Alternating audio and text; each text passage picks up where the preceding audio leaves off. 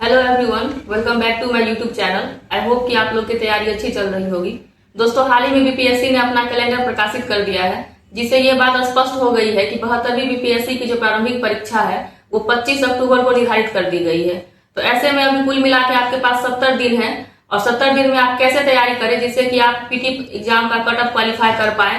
कई सारे दोस्तों का रिक्वेस्ट था, कई सारे लोगों ने कमेंट किया था कि इस पे कोई पीटी रिलेटेड कोई वीडियो बनाओ, स्ट्रेटजी बनाओ। तो आज की जो वीडियो होने वाली है वो 72वीं बीपीएससी पीटी परीक्षा से संबंधित ही होने वाली है। तो चलिए वीडियो स्टार्ट करते हैं।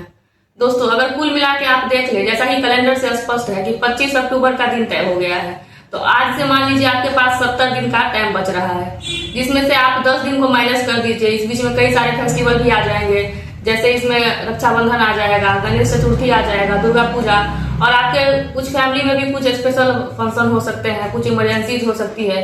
तो कुल मिला के आप इसमें से 10 दिन माइनस कर दिए तो आपके पास बचता है 60 दिन। तो अब इस 60 दिन में कैसे तैयारी करें जिससे कि प्रारंभिक परीक्षा क्लियर हो जाए। जैसा कि आप लोग जानते हैं कि प्रारंभिक परीक्षा ही है जो बीपीएससी का गेट पास है। अगर आप ये क्लियर नहीं करते हैं तो ना आप मेंस दे पाते हैं ना इंटरव्यू, और कुल मिला के आपका जो 1 साल है वो बर्बाद हो जाता है और आपको अगले वैकेंसी के लिए इंतजार करना पड़ता है। तो चलिए आज की वीडियो में बात करते हैं कि आप 60 दिन को कैसे यूज कर सकते हैं, कैसे इस 60 दिन का यूटिलाइज किया जाए जिससे कि आपका पीटी एग्जाम क्वालिफाई हो जाए। देखिए, इसमें बहुत सारे ऐसे भी व्यूअर होंगे जो ओल्ड एस्पिरेंट हैं, लेकिन बहुत सारे इसमें न्यू कवर भी हैं जिन्हें पता नहीं है कि कैसे प्रारंभिक परीक्षा करना होता है, इतने कम समय में कैसे पढ़ाई को मैनेज किया जाए, जिनके लिए सब कुछ नया है अभी। तो उनको क्या करना चाहिए? देखिए, इस 60 दिन को आप 4 भाग में डिवाइड कर सकते हैं। 15-15 दिन का आप 4 भाग में डिवाइड कर लीजिए। और जैसा कि आप लोग जानते हैं कि बीपीएससी में 4 मेजर सेक्शन है। एक तो हिस्ट्री हो गया, दूसरा जनरल साइंस है, करंट अफेयर्स है और बिहार स्पेशल। तो आप इस 4 दिन को, इस 4 पार्ट को, जो 15-15 दिन आप इसको बाइफरकेट किए हैं डेज को, 60 डेज को, तो आप ये निर्धारित कर लीजिए कि 15 दिन हमको हिस्ट्री पढ़ना है, 15 दिन करंट अफेयर्स, 15 दिन जनरल साइंस और 15 दिन जो है बिहार स्पेशल। हाँ, तो फिर आप इसमें आप आगे कैसे पढ़ाई कर सकते हैं। मान लीजिए कि आपने 15 दिन में आपने ये सोचा कि आधुनिक भारत मुझे करना है। जैसा कि आप लोग जानते हैं कि आधुनिक भारत का ज्यादा वेटेज रहता है, कुल मिला के आपको इसमें 30 से 35 क्वेश्चन देखने को मिल जाते हैं। तो इसको कैसे पहले कंप्लीट किया जाए। बाकी और सब्जेक्ट भी इंपॉर्टेंट है, लेकिन हिस्ट्री मैं इसलिए आज स्टार्ट कर रही हूँ क्योंकि हिस्ट्री ऐसा है कि बहुत सारे एक्सपीरियंट है जो कुछ ना कुछ उसमें जरूर पढ़ के रखे होंगे। किन्हीं के लिए ये पूरा टोटली नया नहीं हो सकता है। तो अगर मान लीजिए कि आप हिस्ट्री स्टार्ट कर रहे हैं 15 दिन के लिए, और अभी मैं बताऊंगी कि लूसेंट से आप कैसे तैयारी कर सकते हैं। देखिए दोस्तों, लूसेंट में जो है आधुनिक भारत का जब आप देखेंगे किताब खोलकर, तो उसमें कुल 21 चैप्टर है जो 40 से लेकर 61 पॉइंट तक दिया गया है। तो आगे मैं बताऊंगी कि कैसे पढ़ना है। उससे पहले ये बता दूं कि देखिए, अगर आप हिस्ट्री, जो 4 मेजर सेक्शन हो गया है, जैसे history, current affairs, general science और बिहार स्पेशल, उसके साथ साथ जो और भी सब्जेक्ट हैं जिनका वेटेज थोड़ा कम रहता है, जैसे कि ज्योग्राफी हो गया, पॉलिटी है, इकोनॉमिक्स है, और फिर कुछ मिसलेनियस भी क्वेश्चन हो गए। तो आपको क्या करना है, एक मेन सब्जेक्ट जो एक कोर सब्जेक्ट है जिसका ज्यादा वेटेज है 30-30 नंबर का, और एक जो जिसका वेटेज कम है जैसे इकोनॉमिक्स हो गया, ज्योग्राफी, तो आप उसको एक साथ टैकल कर सकते हैं। अगर मान लीजिए आपने हिस्ट्री स्टार्ट किया तो आप उसके साथ इकोनॉमिक्स को इंक्लूड कर लीजिए। अगर आप करंट अफेयर्स पढ़ रहे हैं तो उसके साथ आप ज्योग्राफी को कर लीजिए। अगर आप बिहार स्पेशल कर रहे हैं तो उसके साथ आप पॉलिटी को कर लीजिए। तो इस प्रकार से आपका जो है जो मेन सेक्शन है वो भी कवर होता रहेगा, और आपको फिर टाइम का पता भी नहीं चलेगा कि कैसे टाइम 7 दिन मेरा वेस्ट जा रहा है, ये भी नहीं पता चलेगा। अब 7 दिनों में आपकी तैयारी इतनी पक्की हो जाएगी कि आप पहली बार में पीटी क्वालिफाई कर सकते हैं। मान लीजिए कि हिस्ट्री तो ठीक है, हिस्ट्री आप स्टार्ट करेंगे, लेकिन करेंट अफेयर्स एक ऐसा सेक्शन है जिसकी तैयारी आप मात्र 15 दिनों में नहीं कर सकते हैं। आपको अभी से थोड़ा थोड़ा पढ़ना होगा। तो अभी इस 15 दिन के लिए आपका क्या होना चाहिए, एक तो पहले आप आधुनिक भारत को लेकर चलेंगे, दूसरा कि आप इसमें कोई अदर सब्जेक्ट, मान लीजिए इकोनॉमिक्स है तो आप इकोनॉमिक्स को लेकर चलेंगे, और तीसरा है कि करंट अफेयर्स को आपको छोड़ना नहीं है, डेली थोड़ा थोड़ा पढ़ना है। अगर कोई कितना भी कोशिश कर ले कि सिर्फ मैं लास्ट में 15 दिन में पढ़ूंगा करंट अफेयर्स और मेरा कवर हो जाएगा, तो ये मुझे थोड़ा सा नामुमकिन जैसा लगता है, क्योंकि करंट अफेयर्स आप मान लीजिए कि 1 साल का कम से कम पढ़ेंगे, तो फिर ये आपके लिए उस 15 दिन में करना बहुत ज्यादा ही हेक्टिक हो जाएगा। और अगर अभी से आप थोड़ा थोड़ा पढ़ते हैं, मान लीजिए 1 घंटा आप करंट अफेयर्स को डेडिकेट करते हैं, तो इससे क्या होगा कि लास्ट जो 15 दिन आपका रहेगा जो सिर्फ करंट अफेयर्स के लिए रहेगा, उसमें जो पुराना है वो आप पहले ही पढ़ चुके हैं, तो उसका सिर्फ रिवीजन करना है और अगला पढ़ना है। तो चलिए, आज का जो वीडियो है, जो हमारा हिस्ट्री सेक्शन है, जो लूसेंट का हिस्ट्री है, उसे कैसे पढ़ना है मैं ये दिखाती हूँ आपको। दोस्तों, ये लूसेंट का सामान्य ज्ञान है जो मैक्सिमम जो भी बीपीएससी एस्पिरेंट है उनके पास जरूर होगा, और इसमें हमें आज करना है हिस्ट्री का सेक्शन, जो आधुनिक भारत का सेक्शन है, ये आपको करना है।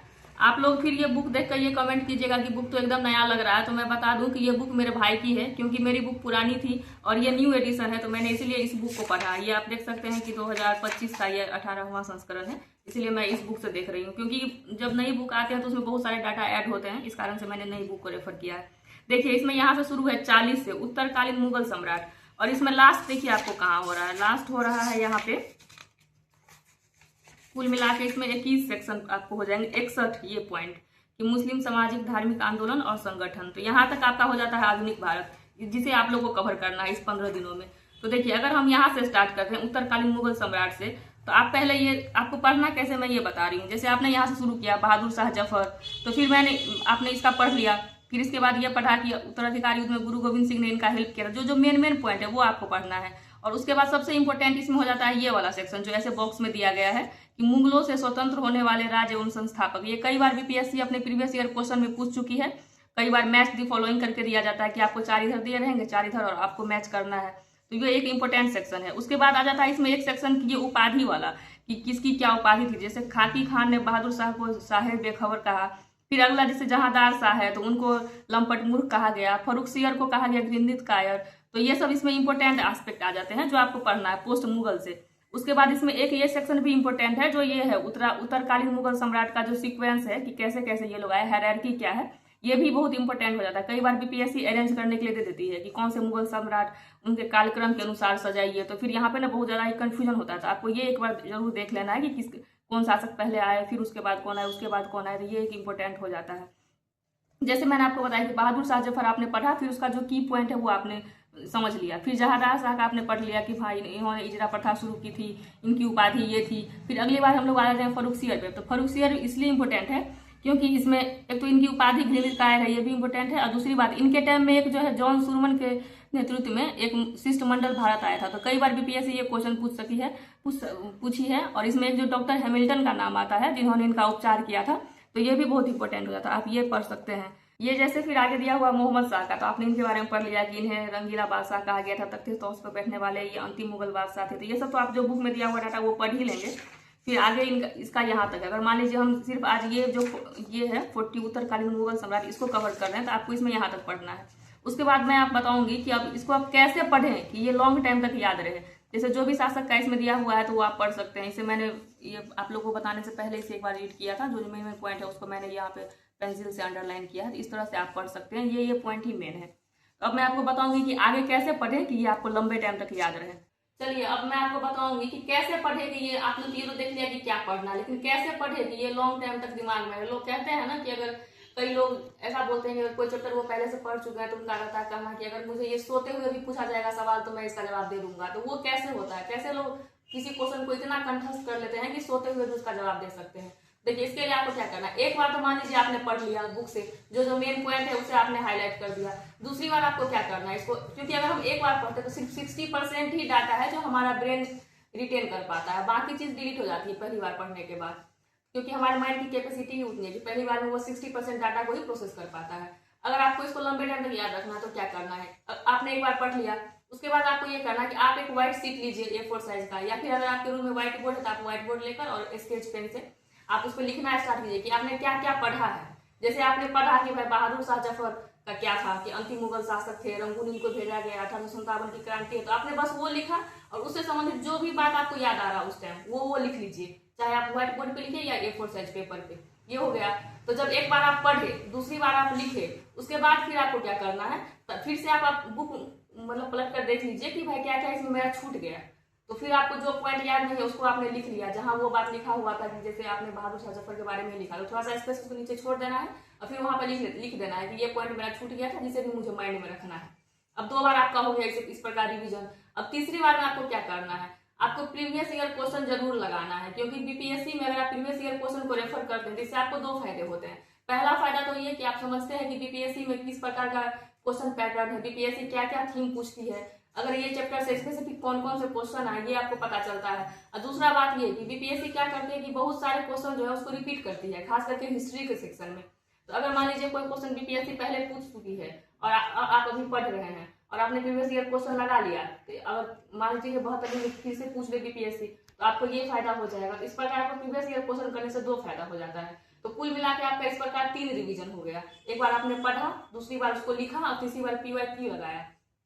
अब चौथी बार में क्या करना है, इसके बाद आपको जैसे मार्केट में जो भी टेस्ट सीरीज अवेलेबल है किसी भी पब्लिकेशन का, चाहे वो फ्री टेस्ट हो या पेड टेस्ट हो, कोई भी बुक हो, तो आप उसको लगाइए। उस स्पेसिफिक चैप्टर से आप देखिए कि जो आपने पढ़ा है हाल ही में उससे आप कितने क्वेश्चन सॉल्व कर पा रहे हैं। अगर आपके सारे क्वेश्चन सॉल्व हो जा रहे हैं तब तो सही है।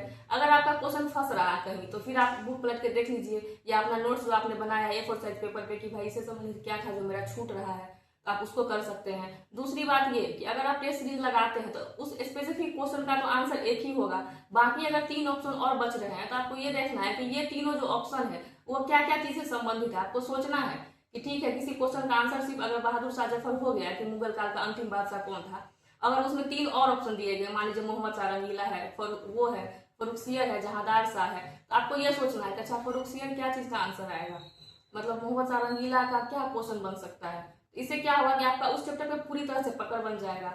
और लास्ट बार आप क्या कर सकते हैं, 4 तरीका आपने पहले अपना चुका है और 4 बार आपने इसकी प्रैक्टिस कर लिया। 5वां में आपको क्या करना है, जैसे मान लीजिए आज आपने पढ़ा, उसके 7 दिन बाद आपको फिर से वो चैप्टर या फिर जो आपने A4 साइज पेपर पे लिखा है वो, या फिर बुक को आपको देख लेना एक बार ऊपर से ही कि अच्छा ये था ये था ये था, बस हो गया खत्म।